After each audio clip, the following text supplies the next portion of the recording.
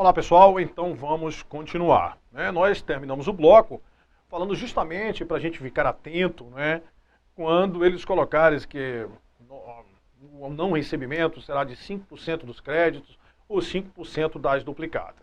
Se falar que em relação às duplicatas, você vai aplicar o percentual exclusivamente em cima das duplicatas. Se falar que é nos créditos, a gente soma lá todos os valores que tem a receber lá e aplica esse percentual.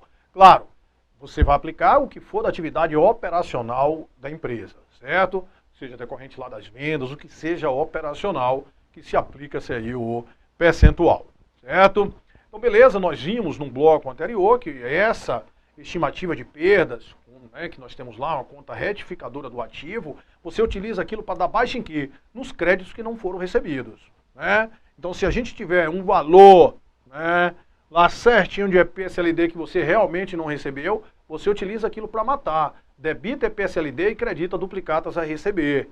Nós vimos também que pode acontecer o que? O saldo de EPSLD ser maior. Se for maior, beleza. É suficiente, eu debito EPSLD e credito duplicatas a receber.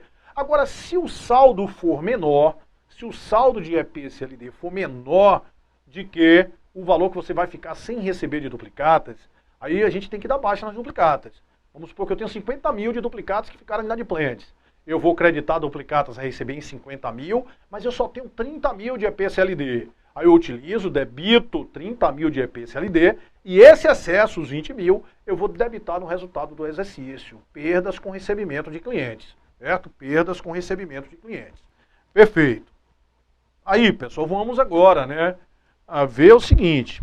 Vamos supor que você tinha uma duplicata em X1, certo? E essa duplicata em X1, você estimou que ia perder em X2, e você não recebeu. Se você não recebeu, você pegou, fez um lançamento, dando baixa, dando baixa. Utilizou EPSLD ou o resultado do exercício e creditou duplicata a receber do cliente, a gente W, duplicata a receber de W, no valor de 30 mil. Quando você fez isso aqui, significa que você deu baixa naquela duplicata a receber que você tinha. Você deu baixa, você tirou de quê? Do seu patrimônio. Ela não está mais lá no seu patrimônio, certo? Aí o que é que ocorre, pessoal? Aí vamos supor, o cliente estava quebrado, mas quando chegou em X4, esse cliente pegou e se recuperou. E tal. E ele veio lá para pagar aquela duplicata que tinha, que sua empresa já teria dado baixa, já tinha dado baixa. A gente deu baixa nisso aqui em X1, não recebeu, X1 a gente pegou e deu baixa. Utilizando o saldo de EPSLD ou então lá com perdas no resultado do exercício, já dei baixa. Mas quando chegou em X4 houve um recebimento, o cidadão vai lá para pagar. Se ele vai lá para pagar a duplicata, você acha que a empresa não vai receber? Claro que ela vai receber. Aí ela vai receber, aí vai debitar aqui, caixa. Debitou caixa. Aí ela vai creditar quem? Ela não pode, pessoal, creditar mais duplicata a receber, porque ela já creditou no momento que você deu baixa por não recebimento.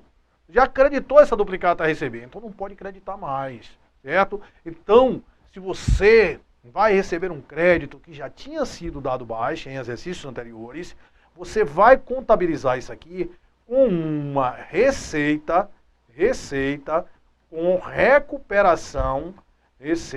recuperação de créditos, certo? Uma receita com recuperação de créditos no valor de quanto? De 30 mil, certo? Recebi um valor que tinha sido dado baixo em exercícios anteriores, eu vou tratar aquilo ali como o quê? Receita com recuperação de créditos, beleza? Tranquilo. Pessoal, as bancas, especialmente a ESAF, ela fez aí umas 2 vezes, e até as pessoas acharam que foi um negócio que ela deu tratamento diferente nas 2 provas.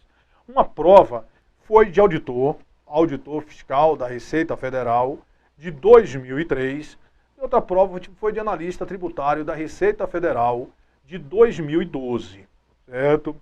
Um tratamento em relação aí às duplicatas descontadas, certo? Um tratamento em relação à duplicata descontada no cálculo da estimativa de perda, que antes eram provisões. Todas as questões que a gente for ver aí que tiver provisões, a gente vai entender como perdas estimadas com crédito de liquidação duvidosa, certo? Então, o que é que acontece, pessoal?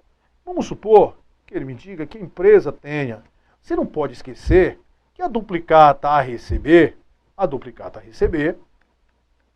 né, se você descontar ela, se você tiver uma duplicata descontada, ela na realidade é uma duplicata a receber. Olha só, se eu tenho isso aqui, ó, duplicata descontada, por exemplo, de 30 mil. Ó, isso aqui está lá no ativo, isso aqui está no passivo. Quanto a empresa tem de duplicatas a receber? 100 mil. Quanto ela descontou no banco? 30 mil. Se você olhar, essa duplicata descontada, ela está aqui dentro. Ela é uma duplicata a receber da empresa, está lá. Que a empresa pegou e descontou no banco. Não foi dado baixa nessa duplicata. Porque duplicata, quando você dá baixa, é com recebimento ou não recebimento. Ela você apenas descontou. A gente já viu que quando você desconta a duplicata, você não faz nenhum lançamento em duplicata a receber. Você não faz nenhum lançamento em duplicata a receber. Então o diacho dessa duplicata descontada, ela está ali dentro em duplicata a receber. Certo? Ela está ali dentro em duplicata a receber. Então, pessoal, quando ela é uma duplicata a receber, ela é mais uma duplicata que você tem aí a receber, né? Então, quando você pegar e vai constituir perdas estimadas com crédito de liquidação duvidosa, por exemplo, de 5%, o correto seria você fazer 5% em cima de quem? Em cima de 100 mil. Porque essa duplicata que você descontou, se o cliente não pagar, aquilo vai voltar para você. Certo? Você não houve recebimento daquela duplicata. E isso seria o correto, 5% de 100 mil, né, do valor das duplicatas a receber. Entretanto, dona banca ESAF, quando ela vai constituir isso aqui, ela abate as duplicatas descontadas. Então vai ser 5% de 100 mil menos 30 mil. 5% de 100 mil menos 30 mil, 100 mil menos 30 mil dá 70. 5% de 70 vai dar quanto? Vai dar 3.500. Ela faria essa estimativa de perdas em cima de 3.500. Certo? Ela fazia isso aí em cima de 3.500. Aí o que é que acontece, pessoal? Ô Silvio, isso está correto? Isso não está correto. Não está correto, mas você tem que se preparar para a banca, com as armas todas para a banca. Né? Não está correto. Mas o que é que acontece, pessoal? Olha só, antigamente, essas duplicatas descontadas, né? Ó, duplicatas a receber, 100 mil. Imagine se você só tivesse isso, aí você pegou, duplicou, descontou tudo. Antigamente, isso aqui, né, essa duplicata descontada, pessoal, ela era uma conta retificadora do ativo. Hoje você tem isso aqui, duplicata a receber, 100 mil, e duplicata descontada lá no passivo, 100 mil. Aí quando isso era desse jeito aqui, até se justificava você fazer daquela forma. Por que justificava você fazer daquela forma, Silvio? Porque imagina você, se eu vou calcular aqui, se eu não abater essas duplicatas, eu iria colocar 5% de 100 mil, 5% de 100 mil vai dar quanto? Vai dar 5 mil. Aí eu poderia fazer com que uma situação, um ativo ficasse até negativo, que eu iria ter que contabilizar aqui perdas estimadas com crédito de liquidação duvidosa no valor de quanto? De 5 mil. Então esse direito líquido aqui, ele ficava negativo. Ele ficava negativo, entendeu? Então até se justificava quando essas, né, duplicata descontada, elas eram conta de ativo. Mas hoje elas, como conta de passivo, não teria esse problema mais. Então o correto era ser feito aqui 5% em cima das duplicatas aí a receber. Esse era o correto e elas iriam aqui com quanto? Com 5 mil. Você não abater negócio de duplicata descontada, não. O correto era esse, você não abater as duplicatas descontadas. Perfeito? Então isso que a gente deveria fazer. Mas beleza, né? Aí ela tem feito. Mas o grande problema, né, pessoal, é justamente isso aqui. Essa prova aqui de 2003 não tinha esse entendimento ainda. Ok, tal, pá, isso aqui ficava desse jeito. Mas nessa prova de 2012, de analista tributário da Receita Federal, já tinha havido uma mudança. Duplicata descontada já era lá contador passivo. E mesmo assim eles não fizeram. Certo? E mesmo assim eles não fizeram. Ô Silvio, então o que é que eu vou levar para a prova? você vai levar para a prova, se tiver duplicata descontada, você abate aquela duplicata descontada, porque as provas que eles fizeram foi toda dessa forma. Agora, se você não encontrar a resposta, porque eu acho sim que ela deve ser desse jeito, se ela estava fazendo assim, você vai fazer assim. Se não encontrar a resposta, é porque ele já pode ter modificado o entendimento. Certo? A última prova que caiu isso aí foi essa de 2012. Perfeito? Então, esses detalhes, né? Esses detalhes são importantíssimos aí a gente comentar. Ok, Silvio. Então aí a gente falou, né, dessa perdas estimadas, antes que eram provisões do ativo, e essas estimativas de perdas com crédito e liquidação duvidosa é a mais importante, é a mais concursável. A gente vai ver aí muitas questões, né, cai questão aí o tempo todo, e muitas vezes ainda chamando essa estimativa de perda com crédito e liquidação duvidosa de provisão, erradamente, tecnicamente as provisões se restringem a passivos. Beleza. Mas também nós poderemos ter uma estimativa de perdas com ajuste de estoque a valor de mercado, certo? Com ajuste de estoque a valor de mercado, né? Aqui normalmente a gente vem perdas com ajuste de estoque a valor de mercado, ou assim, ó, essas nomenclaturas, perda com ajuste de estoque a valor de mercado, ou pode vir assim, perda com ajuste de estoque. Tudo isso aí, né, vai ser uma estimativa de perdas que antes era chamada, né, provisão para ajuste de estoque a valor de mercado. Certo? Beleza, pode vir com várias, né, letrinhas aí, mas o que é isso afinal, Silvio? Vamos supor que você tenha um estoque, e o estoque, né, ele está registrado pelo valor de 100 mil. Que isso aqui é o custo do estoque, certo? O custo histórico, lembra lá quando nós falamos, custo histórico é o valor em caixa, equivalente em caixa, pago para adquirir o ativo na data da aquisição. Esse foi o custo do estoque. Aí quando chegar na data do balanço, a gente vai avaliar, porque um estoque, nenhum ativo, ele pode ficar com um valor maior de que é provável que ele vai gerar de benefícios.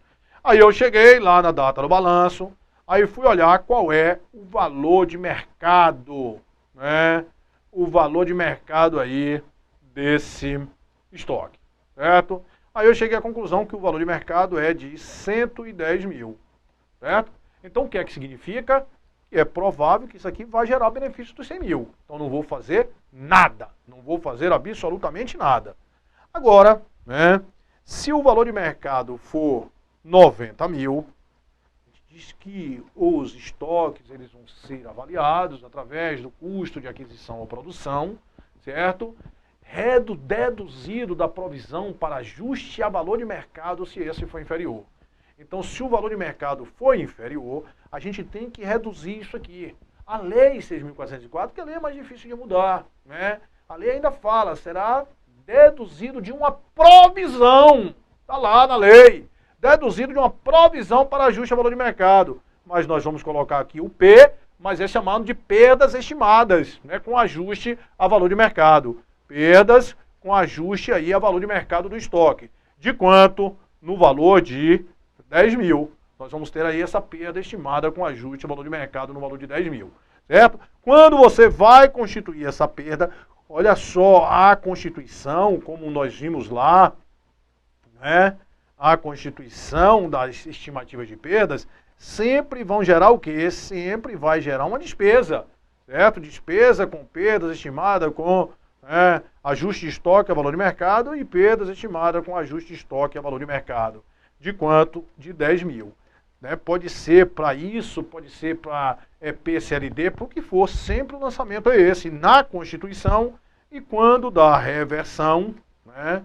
E quando dá reversão vai ser a mesma coisa. A gente vai debitar essa perda estimada com ajuste de estoque a valor de mercado e a gente vai creditar, né, receita com reversão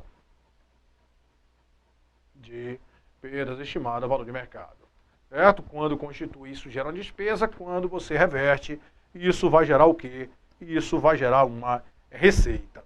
Perfeito. Né? Então é o mesmo objeto. Por quê? Porque um ativo ele não pode ficar com valor maior, né, do que ele vai gerar de benefícios. Ou, né? Vimos com estoque, vimos com os créditos. Isso acontece também, pessoal, com o imobilizado, né? O imobilizado com o intangível. Isso acontece, certo? Se você tiver um imobilizado, por exemplo, pessoal, com um valor de 300 mil, é porque é provável que ele vá gerar de benefícios quanto? 300 mil. É provável que ele vá gerar de benefícios 300 mil. Se eu chegar à conclusão que o valor que vai conseguir recuperar, porque esse imobilizado e esse intangível, a gente vai ver, que ele é submetido a um teste de recuperabilidade, que é justamente para ver se esse valor é um valor recuperável. Está em sintonia justamente com um ativo, ele não pode ficar com um valor maior que seja provável que ele vai gerar de benefícios. Então eu peguei aqui e vi que o valor que eu vou conseguir recuperar com esse imobilizado, como é que eu consigo recuperar um valor com imobilizado? Vamos ver aqui se a gente consegue já raciocinar. Eu posso vender o imobilizado, ou posso o quê? Usar o imobilizado. Então o valor que eu recupero com esse imobilizado, se for 320 mil, né? Então significa o quê? Que aquele valor do imobilizado é um valor que eu consigo recuperar. É um valor o quê? Recuperável, certo? Esse valor do imobilizado é um valor recuperável. Beleza. Agora, na hora que eu peguei aqui e fui ver, o valor recuperável do imobilizado é 280 mil. Então significa que uma parte desse valor a gente não vai conseguir recuperar. Não vai conseguir recuperar, certo? Aí a gente vai constituir uma perda estimada. Agora, no caso, vai ser testar a recuperabilidade dele, com teste de recuperabilidade, ou seja, uma perda, né, estimada com recuperabilidade de um imobilizado. Tem uma parte daquele valor ali que é provável que não seja recuperável. É provável que 20 mil disso aqui não seja recuperável. Aí a gente vai constituir essas perdas estimadas com teste de recuperabilidade, certo? Quando você vai constituir isso aí, segue a mesma linha das outras. Na Constituição, eu vou debitar uma despesa, certo? Despesa com perdas estimadas com teste de recuperabilidade e creditar perdas estimadas com teste de recuperabilidade. Isso antes também era provisão, né? A gente reduzia isso aí através de provisão. Hoje não, é estimativa de perdas com teste de recuperabilidade. Beleza. E se por acaso acontecer uma valorização, e isso aí, né, valorizar, né, aumentar de valor, a gente pega e reverte essa perda estimada com teste de recuperabilidade. E quando você for reverter isso aí, isso vai fazer o quê? Isso vai gerar uma receita. Isso vai gerar uma receita. Na Constituição gera despesa, na reversão gera receita. E isso tem no imobilizado também, tem no intangível e tem lá no investimento também, né? No investimento, a gente vai avaliar o investimento e se tiver uma parte daquele investimento que não seja, é provável que aquilo ali não vai gerar aqueles benefícios, lá no investimento qualquer lá, né, 200 mil, a gente vai constituir também uma perdas estimadas, que antes era provisão. Perdas, né, estimadas com realização de investimento, perdas com realização de investimento, né, no valor de 10 mil. Essa aqui não cai, o que cai mesmo dessas perdas do ativo, né, é basicamente aquela estimativa de perda com crédito e liquidação duvidosa, aquela que é concursável. Mas a gente já viu que vai ter também essas perdas com, né, teste de recuperabilidade, e essa é importantíssima. A gente vai ter uma aula só que a gente vai estudar ali esse teste de recuperabilidade, certo? Para a gente entender bem como é o procedimento ali. Mas então aí nós falamos que é aquelas provisões do ativo, provisões para devedores duvidosos, provisões com teste de recuperabilidade, provisões para ajuste ao valor de mercado, provisão para perda de investimento. Isso aí continua tudo existindo, só que com o quê? Com outra nomenclatura, porque as provisões do ativo eram todas provisões para perdas. Eram todas estimativas de perdas. Só que agora não vai ter o nome provisão. Vai continuar como o quê? Como estimativa de perdas. Certo? Estimativa de perdas. Perfeito. Né? Aí a gente vai, né, mostrar aqui, né, o termos provisões se referiam a duas situações em contabilidade. Existiam as provisões do passivo e as provisões do ativo. As provisões do passivo ou provisões passivas dizem respeito ao reconhecimento de uma despesa já incorrida, já aconteceu o fato gerador. Só vai ter incerteza quanto ao prazo ou valor, né? Já as provisões do ativo, hoje chamadas de quê? De perdas estimadas, visam a contabilização de uma perda provável estimada na realização de valor de algum elemento do ativo. Dessa forma, as provisões, quando tratadas de forma ampla, representam valores cujas perfeitas quantificações dependem de fato ainda não concretizados, mas que, devido ao princípio da oportunidade, competência e principalmente aí a prudência, deve ser reconhecida. Essas provisões, né, as provisões, né, tanto aumentar o passivo quanto o patrimônio ativo, tem como fundamento principalmente esse princípio da prudência. Em situações igualmente aceitas, a gente tem que ter o quê? Um menor ativo. Em situações igualmente aceitas, a gente tem que ter um maior passivo. Isso corrobora aí com a constituição das provisões no passivo e das perdas estimadas no ativo. Contabilização, como regra geral, as provisões têm como débito elemento de despesa e como contrapartida crédito, ela em conta patrimonial. Como vimos hoje, né, como vimos hoje, só pode ser contas de quê? Do passivo exigível. As provisões só pode ser conta do passivo exigível. Mas as perdas, esse é o lançamento de provisões. As perdas, se você for ver, você vai debitar perdas estimadas com crédito, despesa com perdas estimadas com crédito e liquidação duvidosa e creditar perdas estimadas com crédito e liquidação duvidosa. Vai gerar despesa do mesmo jeito que a provisão, certo? Mesma coisinha aí o lançamento, só que isso aqui antes era chamado de quê? De provisão. Hoje é perdas estimadas com crédito e liquidação duvidosa. Tanto faz você constituir uma estimativa de perdas, como constituir uma provisão lá no passivo, o impacto vai ser o mesmo. Você vai ter uma despesa no resultado do exercício.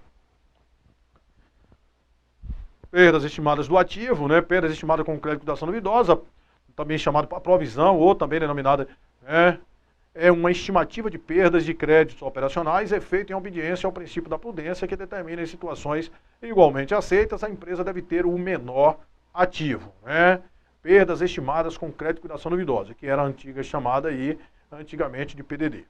A base de cálculo da EPCLD, né, será o montante de créditos a receber oriundos da exploração da atividade econômica da empresa, excluídos provenientes de venda com reserva de domínio, alienação fiduciária em garantia ou com garantia real, os créditos com pessoa jurídica de direito público e os créditos habilitados em falência e concordada.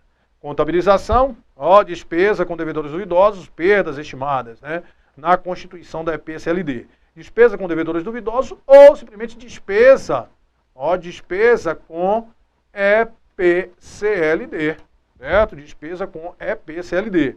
O registro dos fatos contábeis, a provisão para devedores duvidosos, que hoje é o quê? Perdas estimadas com crédito de liquidação duvidosa.